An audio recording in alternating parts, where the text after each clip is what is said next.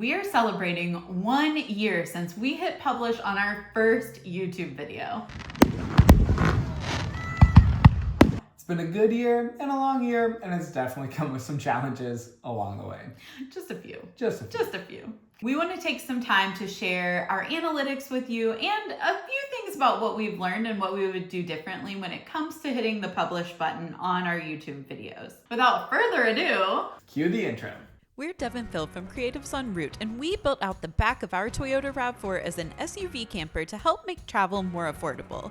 Join us as we set out on the road and catch a few flights along the way in search of the best food, vistas, and laughter that this world has to offer.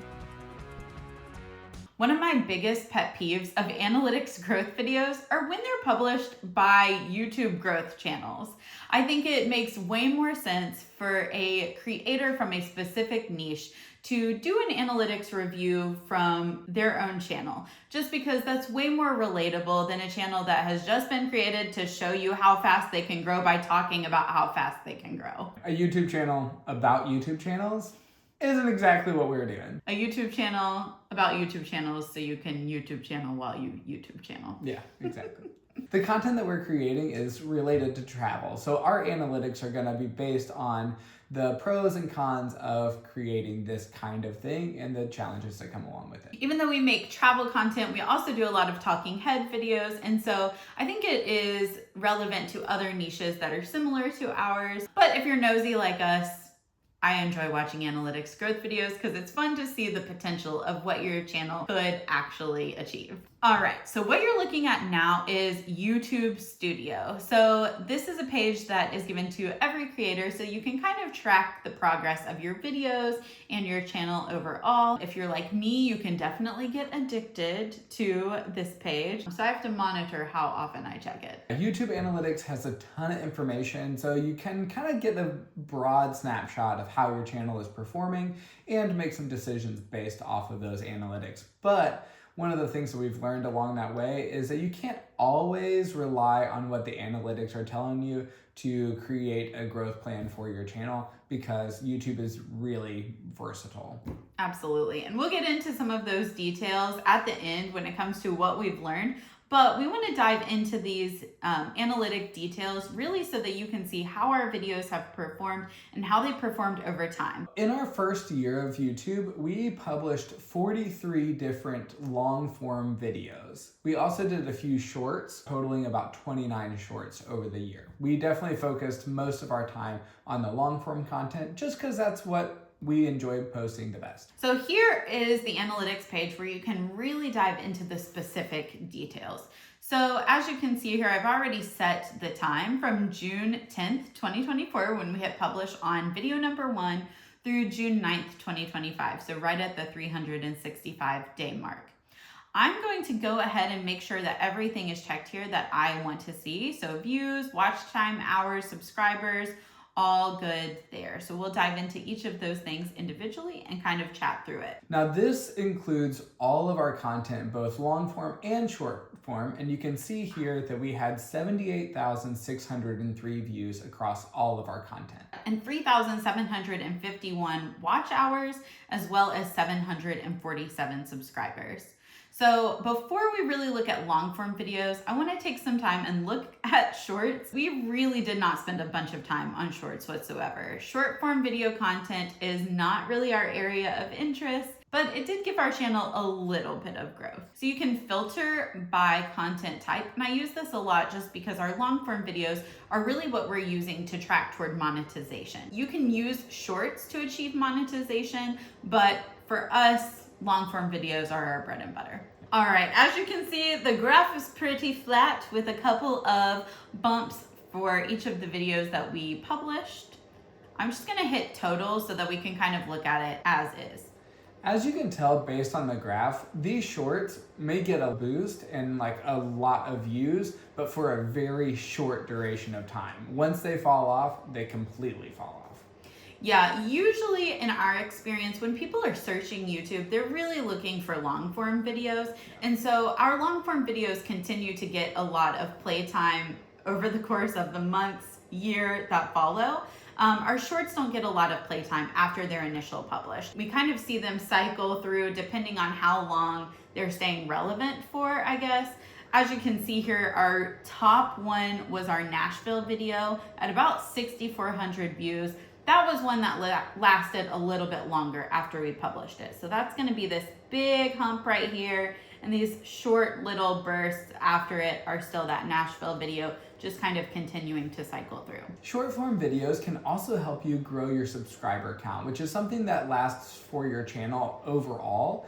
So that's definitely something that you might think about if you are starting a channel, is how you can get more subscribers to buy into the kind of content that you want to create. So as you can see, the Nashville video did give us 14 subscribers. So that was definitely kind of a boost here. We had one that was like an introductory short, this We Love to Travel but on a budget, that gave us 8 subscribers.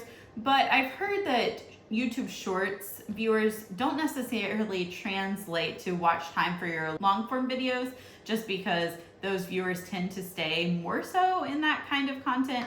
I don't necessarily know that that is always true. I feel like some of these subscribers we've gained have been interested in our other content, but Shorts has mostly been a way to give us 41 subscribers in that first year and hopefully stay relevant to the algorithm. Let's go ahead and filter by long form content. So the vast majority of our views has come from long form content, which is probably not all too surprising considering we posted a lot more long form videos than we did shorts. Our total for long form content as far as views go is 52,220 views, with a grand total of 3,641 watch hours.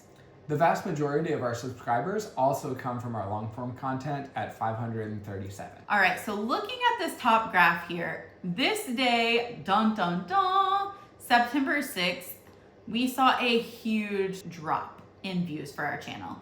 We are not really sure what happened. Our best guess is that YouTube was really pushing our channel in the very beginning for the first 90 days, because the 90-day mark exactly, we saw a huge drop off on views across all of the videos that we had published up till that point. It does also correspond with people going back to school and vacations ending for the summer, so travel content just isn't quite as relevant in September as it is earlier in the year. But that huge drop off was pretty devastating to us at the time. Yeah, so if you look at just the first 90 days of our channel, you can see like a pretty clear line that goes from really low to like decently high. There's a pretty good growth kind of potential there. And then we were getting like 40 watch hours a day and then dropped dramatically to about 6 watch hours a day. We felt like at the time, based on how many subscribers we were getting each day, we were like, oh, we could be monetized by the end of the year. Famous last words. Yeah, that was not the case That was not the case. We did have a bump shortly thereafter on September 15th when we published a video, and we were like, oh, okay, great, our channel's rebounding. And as you can see, it dropped down again. And it really stayed pretty low with some little bumps each time we hit publish on a new video, until February when we went to New Orleans and we published a couple of videos right around Super Bowl time and Mardi Gras time, that it was just New Orleans was really relevant for what people were looking for. And from that time, there's been a little bit more growth. So a little bit of an uptick across our whole channel. So it's getting a little bit more traction, but I would definitely say from the September kind of like date range up to present, it's been much more slow growth across our channel from that time. It's been encouraging to see it ticking up, absolutely. And we've gained subscribers and people who are watching our videos who are genuinely interested in the topics, which has given us a great sense of community in our comments. And we've just really enjoyed interacting with those people and having viewers who are genuinely interested in and supported by the topics we're making videos on. All right, so let's dive into some of our top performing videos, and then we'll show you some of our not so top performing videos. So our best performing video to date, at least in terms of views, watch time, subscribers, is our SUV camping setup tour. So we do a lot of SUV camping videos, and those have been really successful just because it's a very specific niche that there aren't a ton of videos on, and people are really looking for that kind of DIY or advice on how to get started. And that's something that we know a lot about. As you can see, it has 110 subscribers, so it has brought in a lot of subscribers for us. Almost a seventh of our subscribers came from that video. The next one is the SUV camper build. So right around that same time, we published those two videos. Again, also has 93 subscribers, 8,320 videos or views. What I think is interesting is that this first video, as you can see, they have nearly exactly the same amount of watch time between the two, even with almost a 3,000 number difference in views. We learned a little bit between publishing these videos on how to produce a good video. And so I think the top one has quite a lower average view duration than the second one. So I'm proud to say that our average view duration has been going up quite a bit just because we understand better what keeps viewers engaged in the video now. Yeah, we've heard other YouTube creators talk about how really your goal of the channel is just to increase the quality of your videos over time. And I definitely think that that is true, and we kind of see some of that in the videos that we're creating, is that we are trying to make better videos, so hopefully people will want to watch them for longer. So our next one, as far as watch hours go, we'll look at views in a second, is New Orleans. So our first travel vlog to make it on the list, which it's interesting. Travel vlogs, that's what we really enjoy. And so they're a lot of fun to make. They're also a lot more difficult to make. And so our SUV camping videos have generally done a little bit better, again, because of that niche filling a hole in the market, if you will. I think our travel videos are what really help us refine our storytelling skills, and that has been really fun to see growth there. Yeah, making the camper setup videos and stuff like that, we wanted to be helpful, but there's not a real need for us to continue to post more and more videos about how to set up like an SUV camper, right? For us, we created it one time, and hopefully that'll continue to be helpful. And I think those videos are, but just because those videos got more subscribers and things like that, some might be tempted to create more content around specific SUV camping, and that's not necessarily our interest. We really enjoy traveling, and SUV camping makes that possible. And so we want to create more videos about places that we go and telling the story of those places. And so that's really where we want to see our channel go. So our most successful travel vlog has been our New Orleans travel vlog. As I mentioned, that really hit at a good time. It's got 3,228 views, 435.8 watch hours, and has gained 18 subscribers for our channel. The other travel related video that we created that had gotten the most traction was Charleston, South Carolina, with 2,182 views, 271 watch hours, and 19 subscribers. I think that one was particularly because a lot of people just like going to Charleston, and it was towards the beginning of the more tourism season. I'm gonna go ahead and switch this so that we can see it by views, just so you can see kind of the difference in our videos as far as the analytics are concerned. So as you can see, the camper setup video was still #1, with the camper build instruction guide #2. Then SUV camping items #3, that kind of jumped New Orleans as far as views go, even though the watch time was different.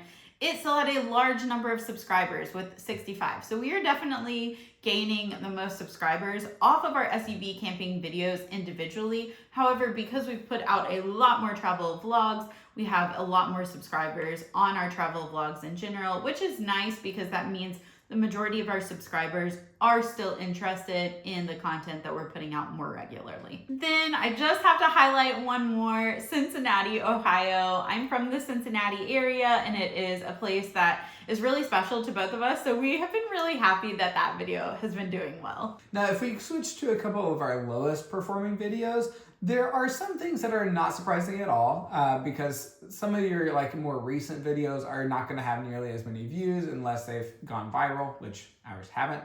But there are a few that are a little bit more surprising, especially the fact that, like, if you think about, oh, large cities are doing well, so New Orleans or Charleston, you might think that another place like Denver would do well, but in our experience, it didn't really do as well, and I don't really know why. Yeah, that has been confusing to us. Here's Denver. It has been growing slowly, but YouTube did not push that out. We did not get nearly the number of impressions in the beginning. And if you're not familiar with an impression, that basically is that YouTube shows it on the main page or on the sidebar through browse features, things like that. Somebody is exposed to that video and has the opportunity to click on it and watch it. So with Charleston, our number of impressions skyrocketed in the beginning, but with Denver, we didn't get hardly any impressions, but we've consistently grown those views through search. So people are searching for Denver and they're clicking on our video. So the growth has been continual, but it has been a lot slower. All right, let's go to the bottom and see our lowest performing videos. It's so sad to me that our worst performing video is Covington, Kentucky. That is the town that's right across the river from Cincinnati. It's such a cool place. There's just a lot of history and cool architecture, food. I think that it's just people don't know what Covington, Kentucky is. So nobody's really searching for it. Or if they see the name, they're not super interested in clicking on it because they just dismiss it as something they don't really know about. But if a small super German town near Cincinnati interests you, you should go watch our Covington video. Shameless plug. Shameless plug. Shameless plug. So as you can see, that one barely crested 100 views.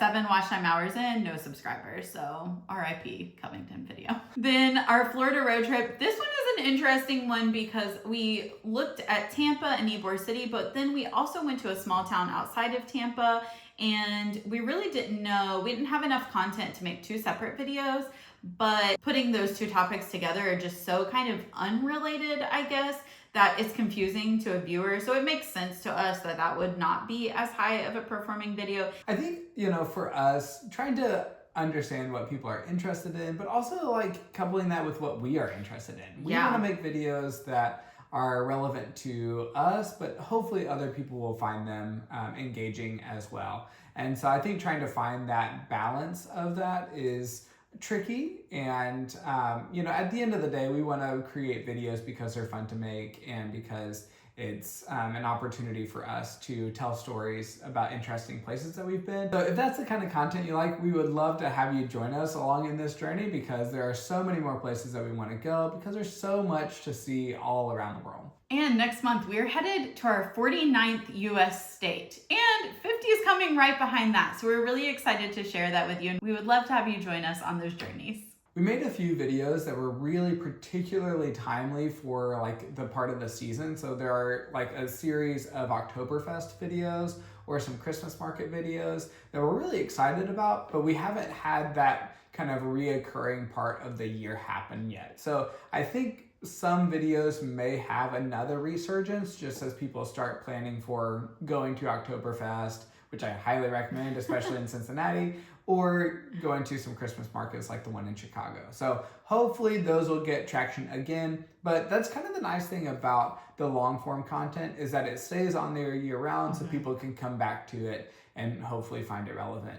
All right, let's talk YouTube Partner Program. There are 2 tiers of analytics that you can achieve to become a member of the YouTube Partner Program. We hit the first tier, which is 500 subscribers and 3,000 watch hours. And that's exclusively on long form content. So your watch hours on shorts, like we said, didn't count. There is another threshold for shorts views, but we were focused on long form. So we hit that. We had to apply to the YouTube Partner Program, make a Google AdSense account. All of that only took us like 2 days, like 48 hours. We were accepted into the YouTube Partner Program.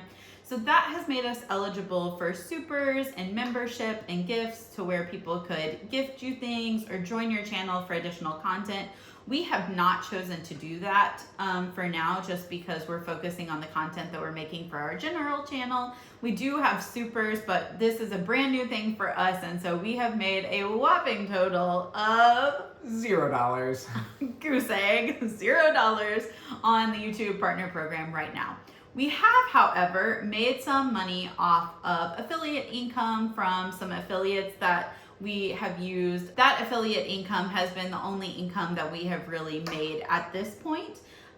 The threshold for the second tier of the YouTube Partner Program is 1,000 subscribers, so we're working toward that right now, and 4,000 watch hours, which we are just under 4,000 watch hours for a 365-day period.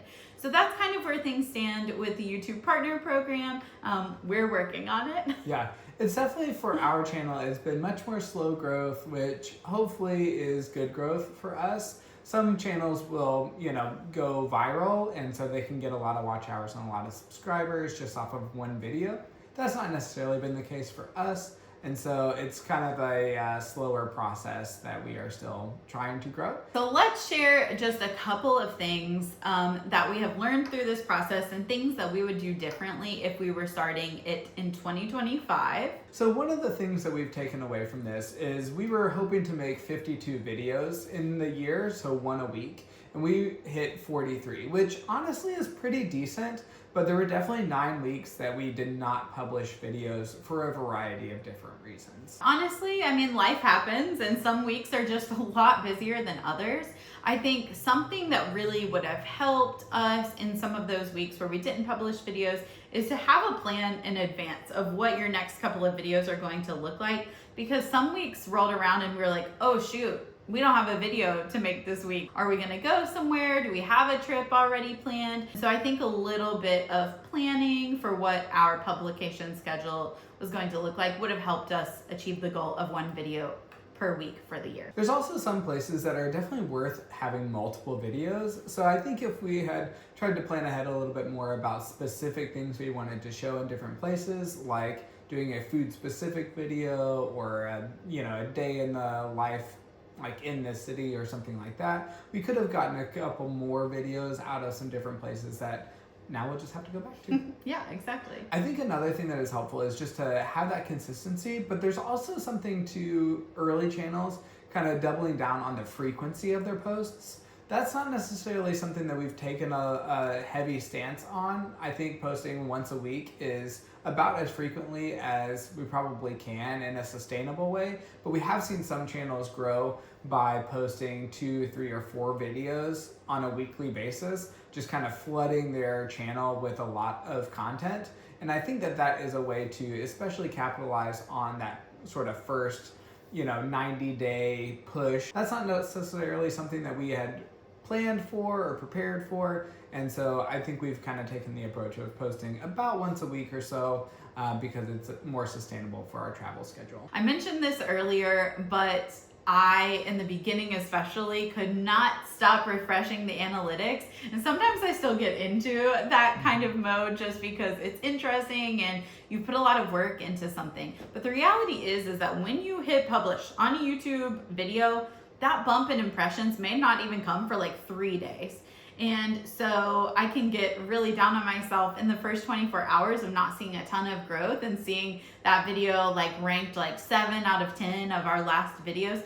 But then that happened with Charleston. And then by the end of the month, it had exceeded almost all of the videos that we'd published. When you watch the analytics like that, sometimes you get prematurely concerned about a video before you've really given it a fair chance. I think our experience on YouTube has been pretty up and down, right? Which is probably consistent with a lot of other people. You just don't know when stuff is going to hit and what's going to be relevant at the time. And so it's not always something you can prepare for, but if you're willing to ride the wave, it can be a lot of fun too. I think that's what it all boils down to, is that if you're going to do YouTube, I think some people have immediate success and they just have a knack for knowing what the algorithm wants and what people are looking for. But most people, it's just a really slow burn. And I think that it's that consistency, it's just that drive that I'm enjoying making these videos, I'm enjoying learning through this process. And so I'm just gonna keep